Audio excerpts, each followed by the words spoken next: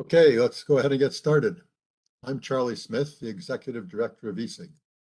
I also serve in a leadership role with the Global Power Systems Transformation Consortium, or G-PST, whose mission is to bring together key actors to catalyze a rapid, clean energy transition at unprecedented scale and speed. This is being done by providing a coordinated and holistic approach to the necessary knowledge, education, and support power system operators across the 5 action pillars. The foundation of the G-PST is a group of 6 system operators from around the globe who are facing higher penetration of wind and solar inverter-based resources sooner than any other operators in the world. 5 pillars of the consortium are research and peer learning, technical support, workforce development, technology adoption support, and open data and tools. ESIG is the lead on Pillar 1, and more information on the G-PST can be found at globalpst.org.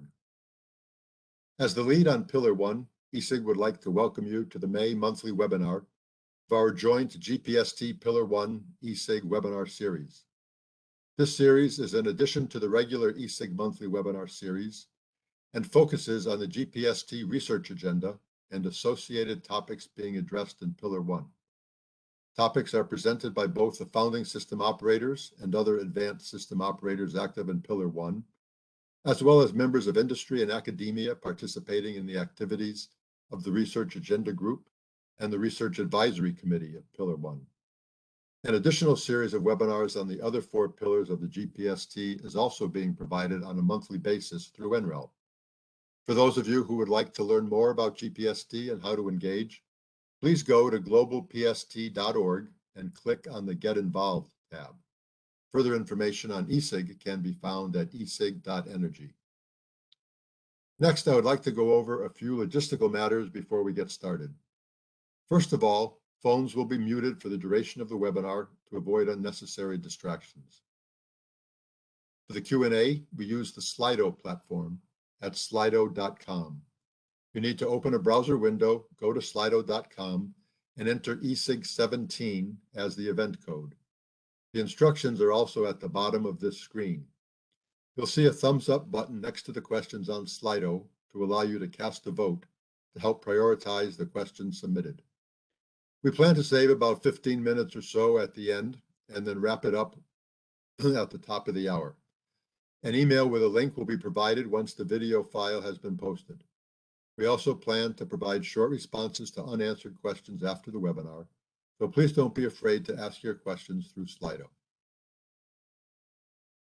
Okay, so today our webinar is going to cover the use of AI and big data in the control room. This is a topic which is gaining increased interest in the research circles of the power system world as the volume of data from the growing number of market participants increases and new concepts to manage and process the data become available. Today's webinar will feature Jesper Abildgaard, Energinet's Senior Director of Data and Systems for Product Development. In this role, he's responsible for control center systems, open innovation, and data and digitalization. I'm very pleased to have Energinet as a member of ESIG, and very pleased to have Jesper here with us today. In today's webinar, we'll explore the need for data-driven decision support tools to support the future of grid operations. The operator needs to monitor and control an electricity system with a high degree of complexity as an increasing amount of renewable energy is integrated into the system. The webinar will briefly cover Energinet's strategy around the control center of the future, specific use cases empowered by machine learning and data, and the effort to build a digital culture and associated capabilities. Okay, just a short reminder once again to use Slido at slido.com with the event code of ESIG 17 to ask your questions. And without any further ado, let's go ahead and get started. Jesper, I'll now turn it over to you. Thank you, Charlie, and hello, everyone. It's always nice to talk about the control center of the future and digitalization when you can't even make your camera work. So you will have to bear with me tonight. I'm not going to be showing my face on camera because I couldn't make it work. But anyways, back to the topic. control center of the future, and my role around how do we develop products to enable the control center to actually navigate in the surroundings that we see at the moment with the high penetration of VEs. So my presentation will be about why. I think we all know this, but I'll just refresh your guys' minds. And then I'm going to talk a bit about how do we do in Energinet. And also in the end, I'm going to take up different cases and challenges that we see along this road, because we're on a journey. We're not there yet. We're building capabilities and we're getting some knowledge and learning along the way. But yeah, just that next slide. So why do we need to change the current control center? Well, the answer here is that because the energy system is changing entirely, so the call for changes are demanding, and we need to do something else that we've done in the past. So that's why we need to do something about the current control center. Next. So in Energinet, we have a vision about green energy for a better world, and we're very keen on this vision. And we believe that the control center of the future is one of the keys to actually achieving green energy for a better world. So yeah, so that vision means a lot to us, and we're doing what we can to achieve it. Yeah, next. So why do we need to do something? So we see a lot of rapid changes happening out there, and we are increasing the penetration of renewables into the energy system. We see a platform need that needs to be scalable. It needs to be fast. It needs to be, so the demand for development on the IT side is increasing. We see the digitalization journey, the amount of data that we see around us is increasing, and then also the need for us to actually be able to use all that information to make better decisions in the control room and around the business is increasing as well. During recent events in the world, we've seen an increasing amount of cyber attacks happening out there. We need to analyze that to see what needs to be done at a TSO level to prevent you guys from, or us from, some cyber attacks. Because when digitizing the control center on a higher level and on a higher degree, you are like saying, all right, then you with more digitalization, you need to a higher level of cybersecurity that gives itself.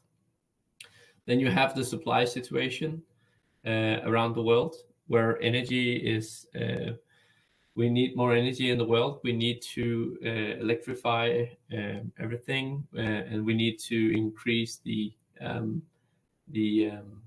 amount of renewables that we see in the system. We are going towards 100% renewables at some point. To do that, you need an entirely different system that we have today, and the supply situation is already challenged in different countries. We see an increased demand for speed, both speeding, how fast can we do this, but also in development speed around the systems built for the control room needs to be faster, go faster, because the demand is there and the capability of building new functions is not fast enough yet. So when you have an increasing amount of security and you have a rising complexity situation in your control center, that's something that drags you in different directions. But this increased complexity in the future energy system we need to handle, and we need to make digitalization and data help us to take the right decision at the right time, at the right point of a situation. So complexity is always a factor that we need to think in and we need somehow to make digitalization help us take the right decisions. All right, next. So I was just trying to summarize here. So this increased complexity calls for new demands and possibilities. So we see that the high stability in the control center application. So on the one hand, you need fast development speed. On the other hand, you need applications that are running 90% of the time. That requires something about the design that you make for applications in the control center. We see that the flexibility and around who do we pick for what application and who is best at building what is going to be a requirement. But also we see in the past that we had a very high level of supplier independency. Or let me put it another way, we were dependent on one supplier. I think we need to change this picture and I mean, take the best applications from the best vendors around the world to actually achieve the demand that's coming out there.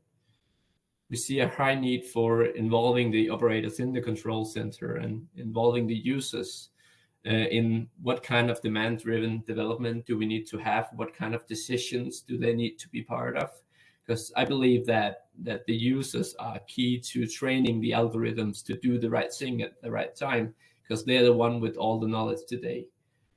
We see automation and data-driven decision support being more and more relevant. Today, I see a pattern where we show a lot of information for the operators. I believe that in the future, we will have to take that information and put it into knowledge to show the operators. So that's going to be a huge change in the future.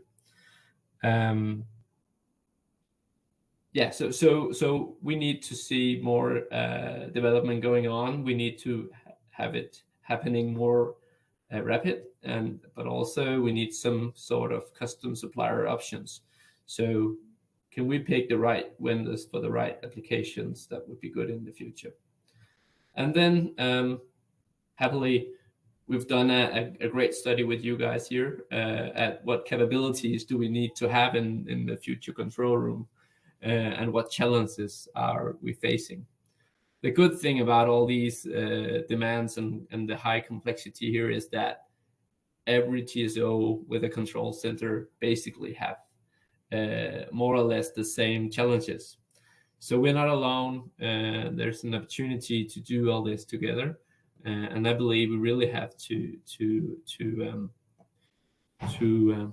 this in a more partnership way of doing it. We can't do it alone. We can't do it with one vendor. We need to create the right environments for the innovation to happen in real time.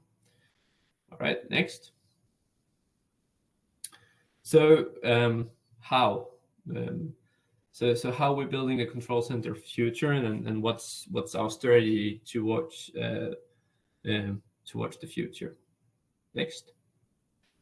So I like to see it as a way so how do we transform the control center?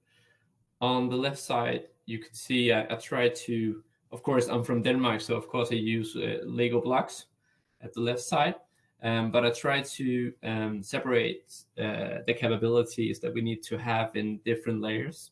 So on the top, you have the business centric.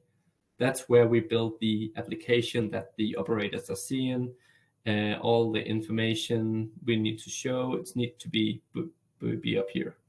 On the middle layer, you have the platform capabilities. So what kind of capabilities does the application layer need to have in order to do what's needed in the future? We are thinking about how to do that as well. And then in the bottom, you have the core. So here you have all the infrastructure, the firewalls, the platforms on the bottom.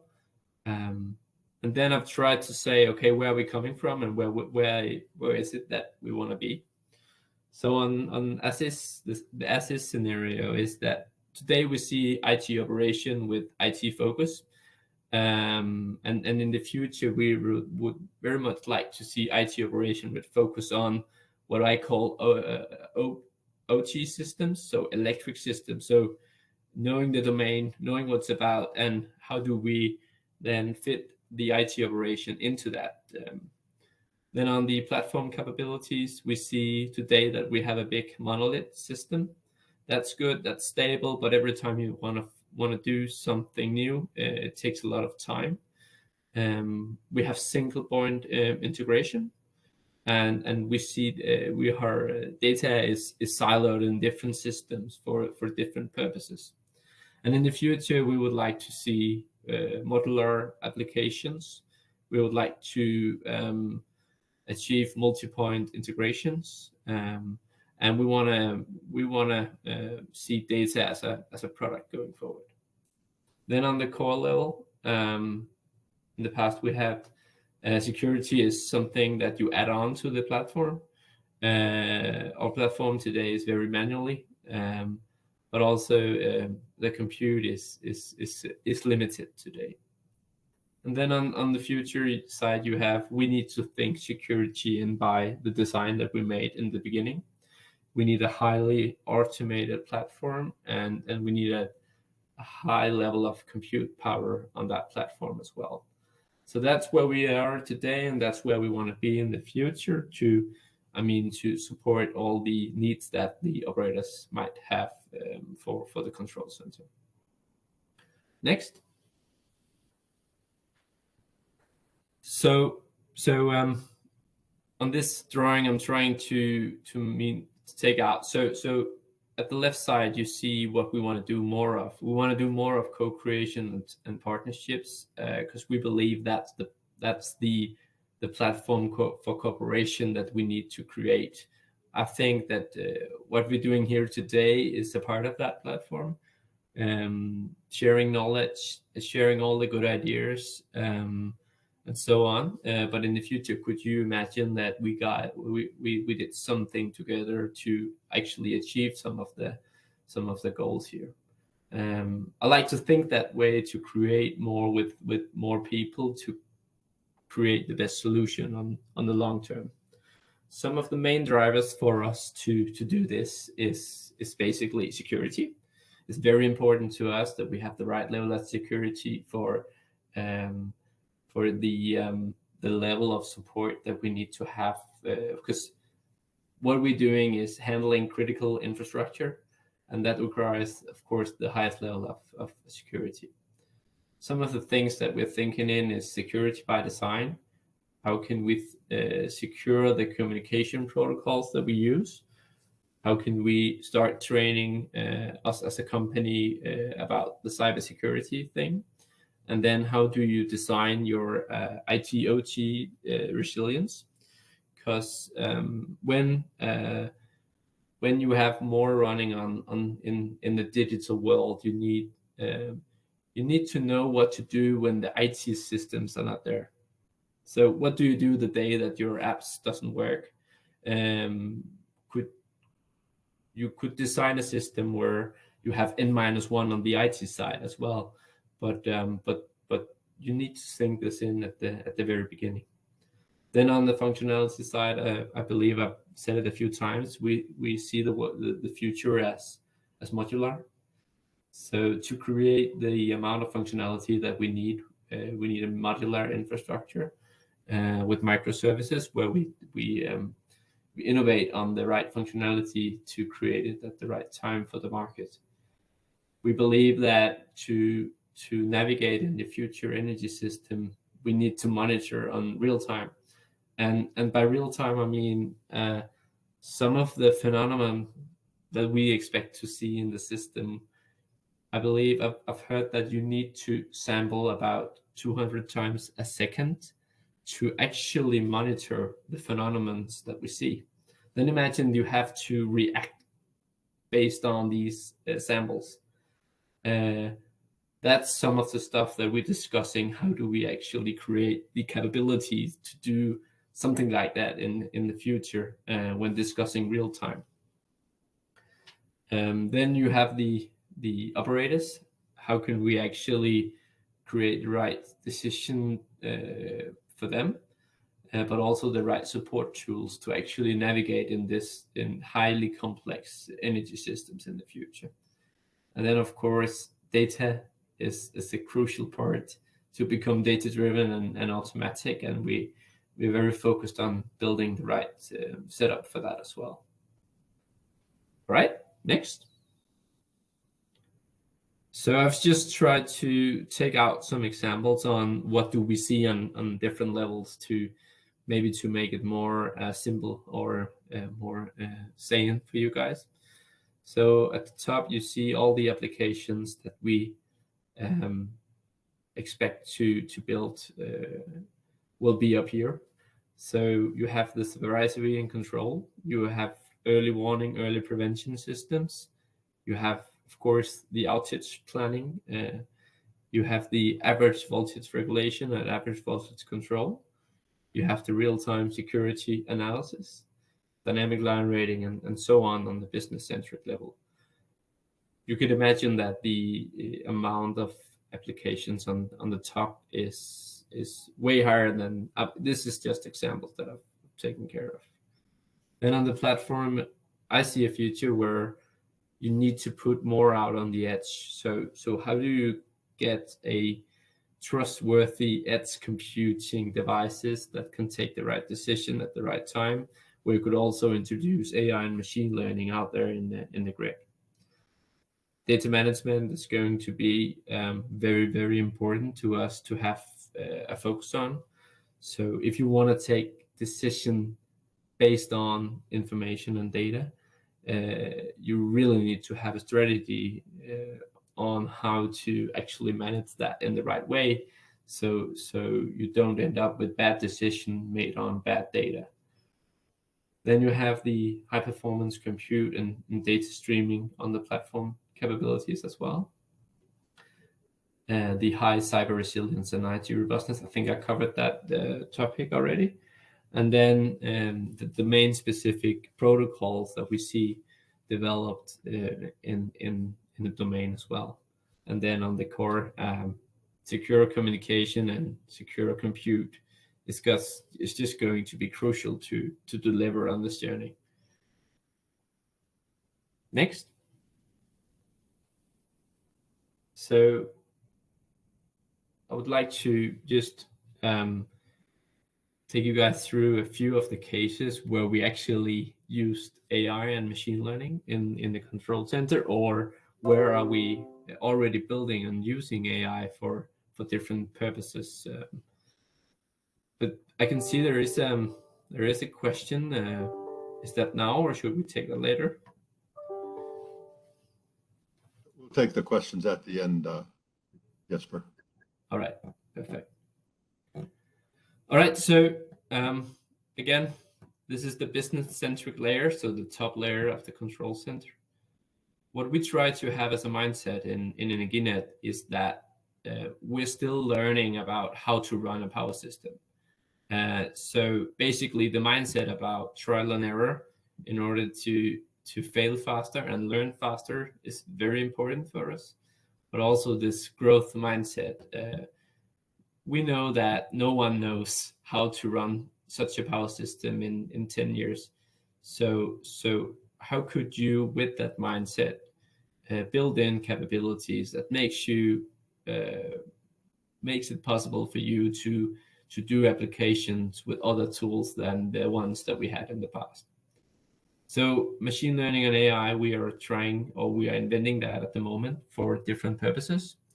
Some of the most mature cases would be dynamic line rating, where you basically use the temperature to scale up and scale down the amount of power you can transfer through the power lines.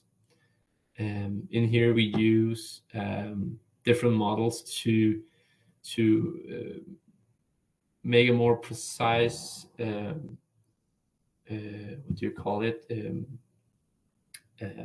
assumption on what line has what temperature. You use AI and machine learning to actually to model the data in the best possible way for your grid. And we're using AI machine learning in that case. Then we have the dynamic stability assessment. It's basically in the future where you have a problem, or it's difficult to actually secure the stability of the system. We expect that you need somehow machine learning to train these models in order to actually say something clever about the stability of the grid. And when things happening and at that speed that we expect, AI and machine learning should be a crucial part to take the right decision at the right time.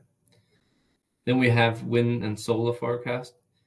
We've done that for a long time now, but we need to improve it with the more, or the increasing percentages of integration of wind and solar. With that comes the increasing demand for precision on these forecasts. So we are still on a journey where we are improving the wind and solar forecast, getting more data in there, making them more precise to optimize the way that we run the energy system. And then the last case would be our imbalance forecast.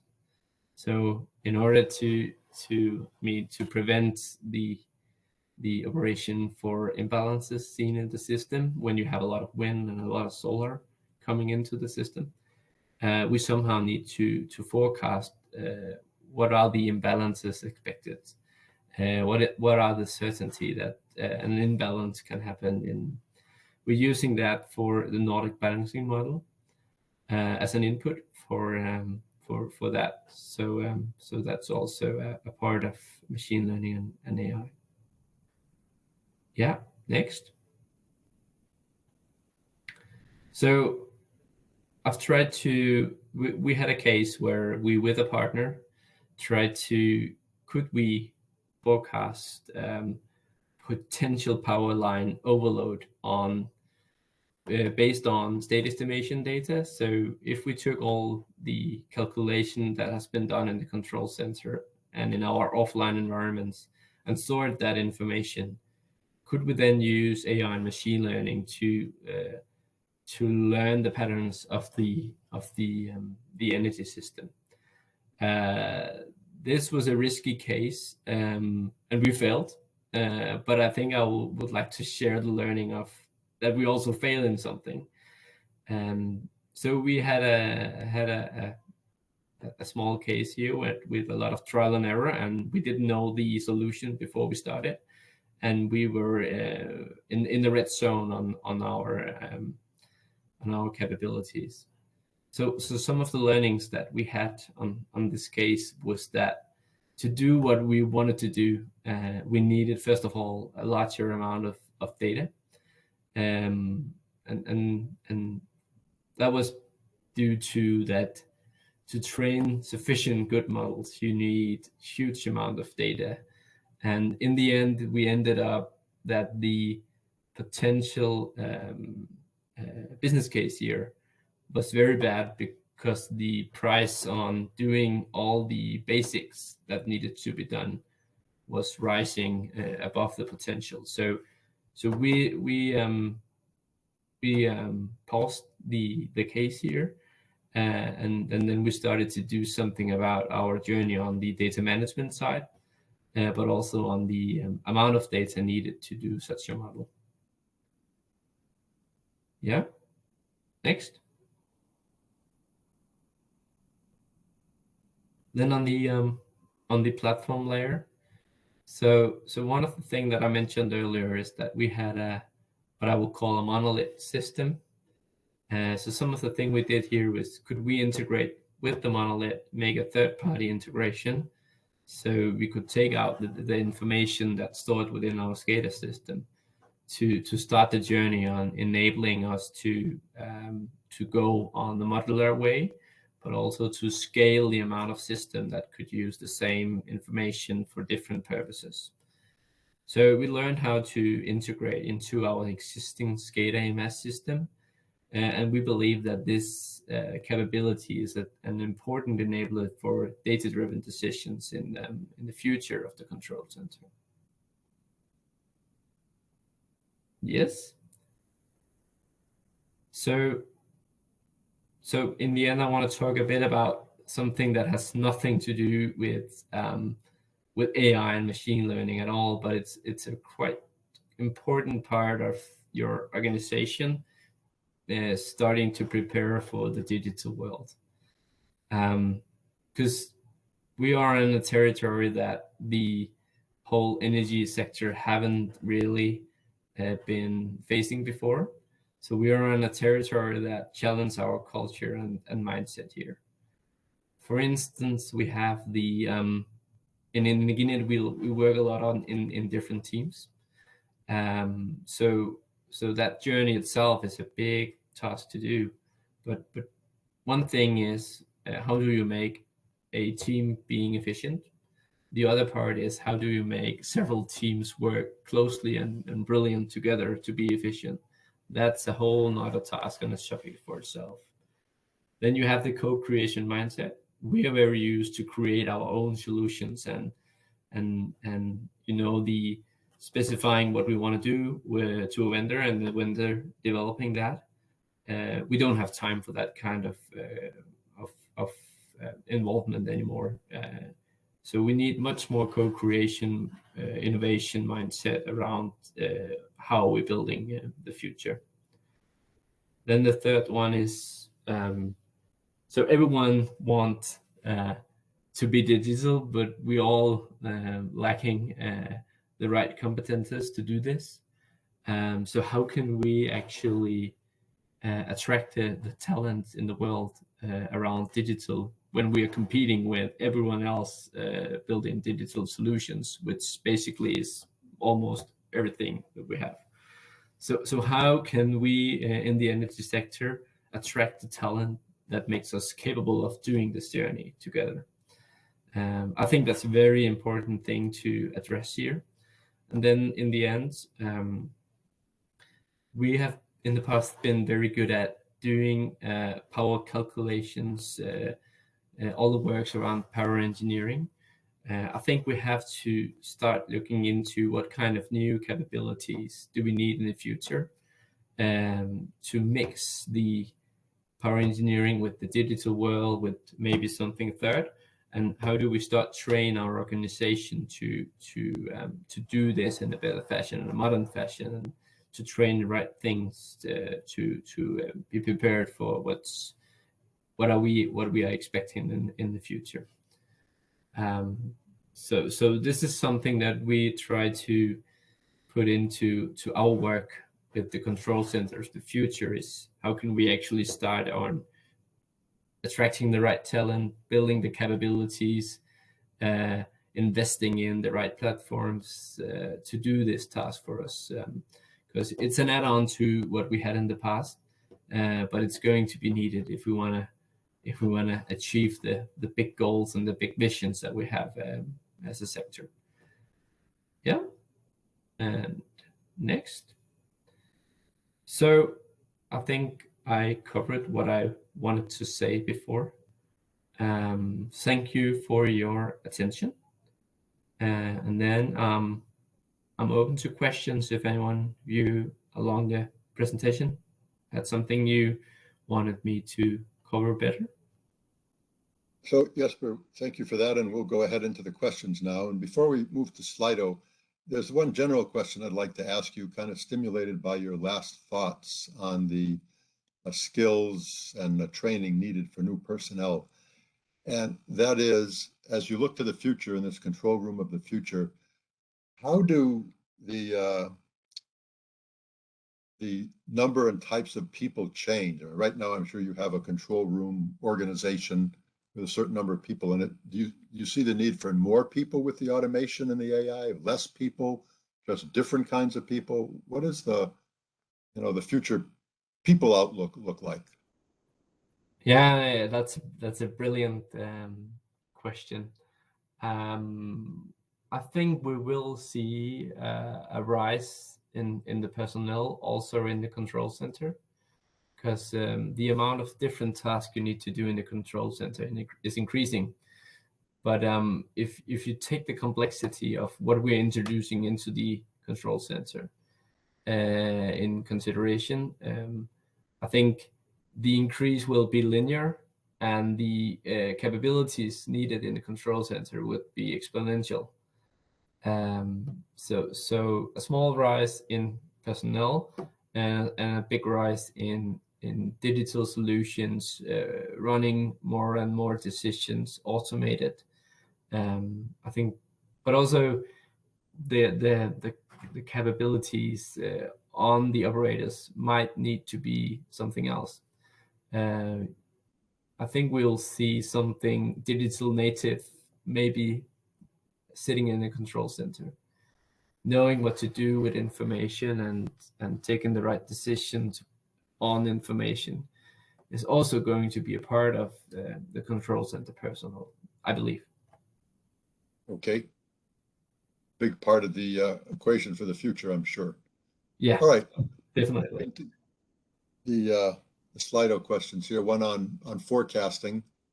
For the wind and solar forecasts, are you using AI ML to generate the weather forecasts? I guess it's not the weather forecast, probably to generate the wind and solar forecasts as well, or just in the final step of calculating the power output? Where are your forecasts coming from? Well, it's to generate the forecast in the end. So taking all the information and using that to put it into the forecast, and knowing that the forecast have the right accuracy based on historic data and what we expect to happen in the future, and weather forecast and so on. So running the pattern recognition on different data sets, that's what we're using ML for. Okay. So are you using a blend of commercial forecasts plus sort of your own We actually we have a long history on forecasting. So we have a team on about 10 people doing our own development of the forecast. Yeah, in an open source fashion, we're doing that today. But I know the guys, they will be happy to share if any of you are interested in knowing more from maybe a detail expert on that topic. Okay, moving on here. Question on synchrophasers. Do you use inputs from dynamic synchrophasers or EMT measurements in real time? So we did the so we introduced the measurements coming from our phaser measurement units out there on the station. So we introduced them into the state estimation in the control center. So the measurements from the synchrophasers we used for the applications in the control center. Okay. Going back to the forecasting again, what machine learning model have you used for solar and wind forecasting? That's a good. Well, if you don't have that at your fingertips, we can, answer that. I don't have it on the fingertips, but I can definitely, okay. Ask the guys that knows more about it than me. No problem. But I would imagine it's something like linear regression, because it's not the biggest task on the earth, but I think that's the model we used. But I'm not sure, so we'll have to ask the right people. Okay. A question about model training. How are these models getting trained with such rapidly changing operating conditions? And do classical machine learning algorithms still work? Well, I think it's important to secure. So if you believe that the conditions are changing all the time, I think it's quite important to secure the right data pipelines to the models. so they can change and be trained regularly. So you need to have a team or a guy monitoring and doing this all the time to keep an eye on the models and how good are they at saying the right things about the situation. Okay. Next question here is in regard to edge computing. What measurands do you consider important, and also what sampling speeds? What onboard computation do you consider essential? Well, we're not that far on that journey yet. I just know that the demands are going to rise in the future. So today we have some edge devices out there, but I think we'll see more of that in the future, to being able to make the right actions on stage. Okay. And for your stability applications, where do you get your data for creating the training data sets needed for the AI ML? Please say that again. I just need to get it right. Yeah, for the stability applications that you're running, where do you get the data for creating the training data sets needed for the artificial intelligence and machine learning? Well, we believe we have a big historian with all the information stored. So we use that time series to train the models in the right way. But again, I think we still need a lot more data on this topic to make the applications good enough for handling the situation. Okay, a question on bandwidth. Is network bandwidth a concern or bottleneck for adopting these proposed changes? Now we're a bit of out of my scope here, but so I'll have to go home and ask the guys with the right knowledge here. Okay. So I'll pass on that one. Sorry for that. Okay. But you feel free to send me an email afterwards, and I'll forward the question. Yeah, no problem. I guess an open systems question, and maybe I'll expand on that a little. The direct question here is, do you see potential for open systems for control so that investment can be shared amongst power companies? And I know you spoke about open systems for some of your software that you're developing, and just wondering if you could elaborate on that a little bit, because it's such a departure from the traditional way of developing power systems application software.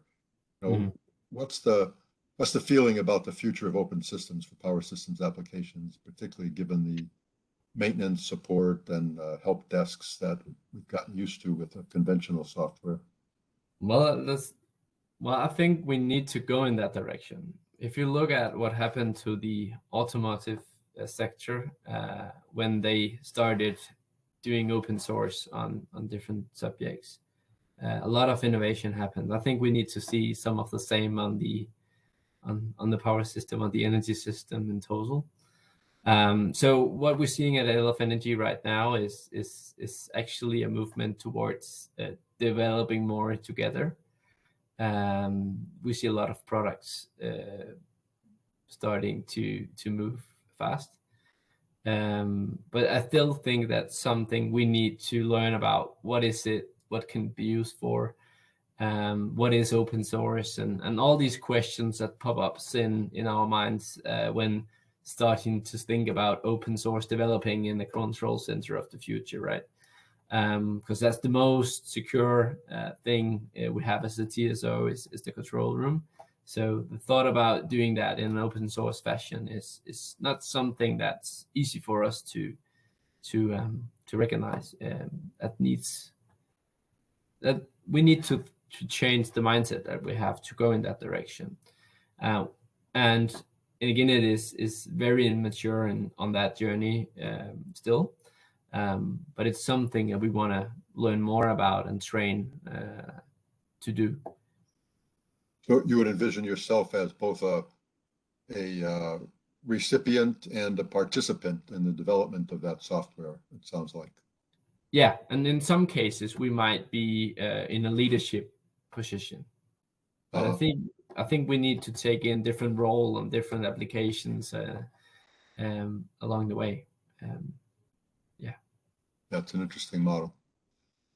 Okay, a business question. The power industry is not a lucrative business. Machine learning talents are expensive to hire. Yeah. How do you justify this contradiction, and what applications do you see where the biggest opportunities are? I guess you're competing for a lot of top talent when you get into AI and machine learning. Yeah, we are.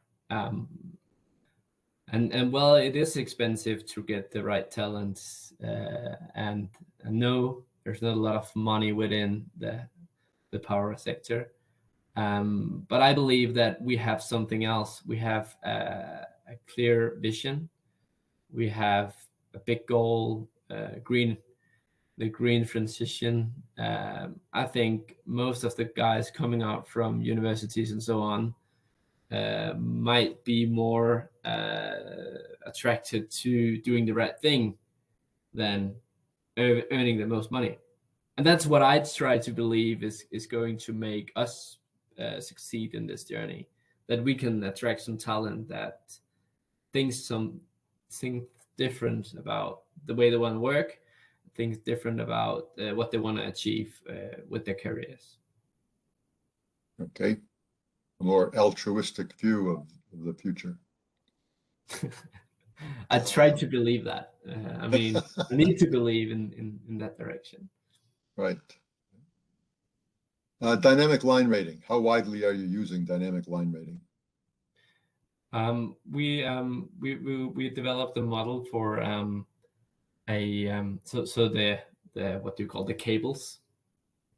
We have one model, and then for the overhead lines, we just introduced a new model for a number. I think it's 10 overhead lines in what we call DK2.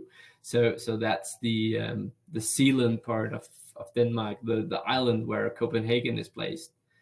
We are starting to roll out that on more lines and cables. But we still have a lot to do on scaling the models to every line on the energy system, and also transformers and other equipments in the assets directory. Okay. A couple of comments, questions here. I'll just mention them. Someone who's done machine learning using high performance computing and would be interested to talk to you if you're interested. I would like to, always. So we'll send that name to you. Thank you. Also a request to share any open source models for forecasting that you have. Yeah. Here's a couple of related questions from Steve Browning, a retired Great Britain ESO modeler. Is it the case that we actually need advanced high-powered visualization of the electricity system to focus on geographical stability and security hotspots? And then a related question, is visualization across predicted schedules with equipment at all levels being monitored and in some cases controllable by bartering? That was a long question. Big question there, yeah. Maybe. Yeah, but well, I think there's no clear answer to the questions. I believe we need to focus on what is the need of the control center, and different countries might have different needs for the operation part of a system, especially considering the weather situation are quite different from Denmark, with a lot of rain and a lot of wind, to countries where you have a more sun coming on. But definitely, at least for Energinet, I believe that we need to do a lot of work in the visualization part. I think some of the displays that we have today is based on technology that was invented in the 80s. So to set the scene, what has happened on the visualization side in 30 years, and how can we start reinvent ourselves and the way we visualize information for the operators to take the right decisions. Okay, I think that'll probably be an evolving area. It will, most definitely. A regulatory framework question. Is the regulatory framework ready to transition to this control center of the future? And how do you justify the benefits in order to achieve cost recovery? Sounds like somebody else that may be thinking about doing the same thing and wondering how they're going to get their regulators to approve it. Yeah, so the thing I've tried to understand myself is how could we onboard them more active in solving the problems. In the energy, or as a TSO, we spent almost 30 years to understand the energy system and how it works. And now we expect the regulators to understand all the problems that we have. So how could we make an innovation process where we actually invite the regulators in to make sure that we understand the problem in the same way, and we spend some time discussing with them, and then trying to come up with different solutions or different ways, different paths together to solve the problems. Because one thing is for sure, if we want to do the journey, we want to achieve the big goals set by governments around the world, we need to do something together, and we need to do it faster. So hopefully the top-down targets coming to us is going to help the cooperation and the innovation between regulators and TSOs and DSOs happening more and more efficient and faster, I hope. Okay. I think you touched on this question before, but just to make sure we hammer it. For future control centers, do we need technical personnel, or do you see new human capabilities required? I think we need to see both. So we need to keep on touch with the current personnel, but also maybe mix it with some competences that you don't see today. That could be someone good at understanding how to cooperate better with the IT guys, developing the solution tools and so on.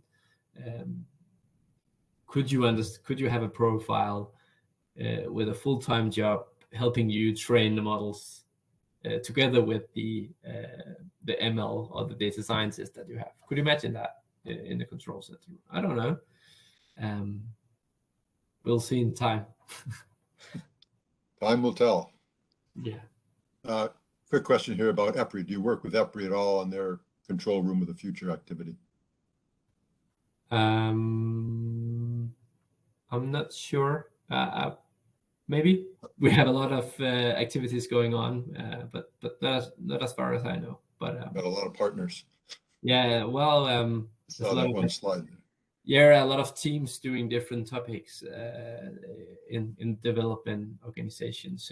So maybe, but if not, I'm always happy to learn what others have done, what they have learned along their journey towards this. I'm going to skip down just a little ways to a question from Lorenzo Christoph, who has a strong focus on the distribution system. And he asked, does this effort assume that the control center has a complete view of both transmission and distribution, or are you also considering a layered approach? Or is distribution not included? Well, I don't know, to be honest. I think we're going towards the direction where you see the different sectors. So at Energinet, we both have the responsibility of the gas and the electricity's transmission grid. What I believe is we're going to have control centers focusing cross-functional. So across different sectors, they're going to monitor what's happening in the energy system. Because if we want to,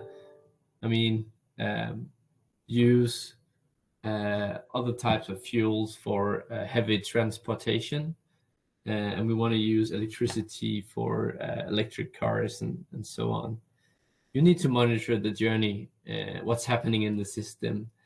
How could you use the gas sector to balance the electricity grid and so on? I think we need to be more and more flexible across sectors. So what's going to happen with the DSO and the TSO side, I don't know. But one thing is for sure, they are going to cooperate closer, they're going to interact more, and they're going to, innovate together as well. Yes, I think you touched on a very important topic in that comment just there, and about the need to work more closely together in the future across sectors, across the electric sector and the gas sector, for example. I think that Energinet is responsible for the operation of both systems in Denmark. And I'm curious if you could say a few words about how you see that cooperation evolving. Is there any activity in that direction already, or is that more of a task for the future? Well, we just gathered the guys in the control center for gas and L at the same site. So that's the beginning of a journey that I don't know where we'll go, but that's one step in that direction at least.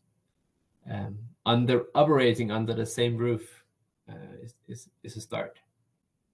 Okay, but right now the functions are separated, different people and different control rooms. Different people and so on. They are separate. Yeah, that'll be interesting to see how that evolves. Also, it's going to be a very interesting journey. A couple of specific questions here. Can you provide more details on the application of AI to dynamic stability assessments? How is AI being used to conduct stability studies? Yeah, I'll get some more information for you. If you can just send me an email, and I'll try to help you out. Okay, we'll do that. Another question, specific one. Will the power industry be interested in adopting reinforcement learning for control apps? Have any applications been developed using these techniques? Well, I haven't seen them yet. So I think there is a few things that you could use reinforcement learning for, but I think we need to mature before we can do that. So if you look at it, we have a lot of simulators simulating what's happening in the grid. Could you imagine reinforcement learning actually using that simulator to know how to operate the grid? I think we have some cases going on in that direction, but I think we need to start crawling before we can fly. So that's a part of a journey for us in the maturity level that we have. Okay. A question here on synthetic data sets. Have you used any synthetic data sets with success? We've used it, but without success. Okay. That's the short answer. So I think that was the part of the case that I said was failed, where we learned. I think creating synthetic data sets was a part of that case in my presentation. Yeah. Okay. Question on imbalance forecasts. What models and approaches do you use for imbalance forecasts, and what time resolution is used for these forecasts? I think I'll hook you guys up with the right guy as well on that one. Okay. To be accurate. Getting into some of the specifics. I could tell you a lot, but I don't know it. So. Okay. All right. Well, we're about at the top of the hour anyway now, so we're going to need to wrap it up. Jesper, I really want to thank you for this interesting walk through the control room of the future. It's made me think about some things I haven't thought about before, and I learned a few new things. I guess you can always teach an old dog some new tricks. I hope everybody else did as well. And as I mentioned earlier, an email will go out once the video file has been posted, and we'll get the responses to the unanswered questions posted as quickly as possible and follow up on some of the ones that we had talked about following up on. So we appreciate everybody's engagement, and if you'd like to stay engaged, I'd invite you to participate in the next ESIG webinar on May 24th, and in the upcoming workshops on forecasting in markets and grid forming inverters in Denver, Colorado on June 7 through 9.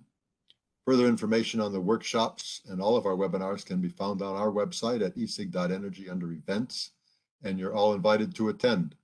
Information on all the G-PST webinars can also be found at globalpst.org. Jesper, I want to thank you again for this very timely webinar and thank all of you for your interest. We look forward to seeing you again in the near future. In the meantime, everyone, take care, stay safe, and thanks again for your participation. Bye now. Thank you, Rod. Thank you all.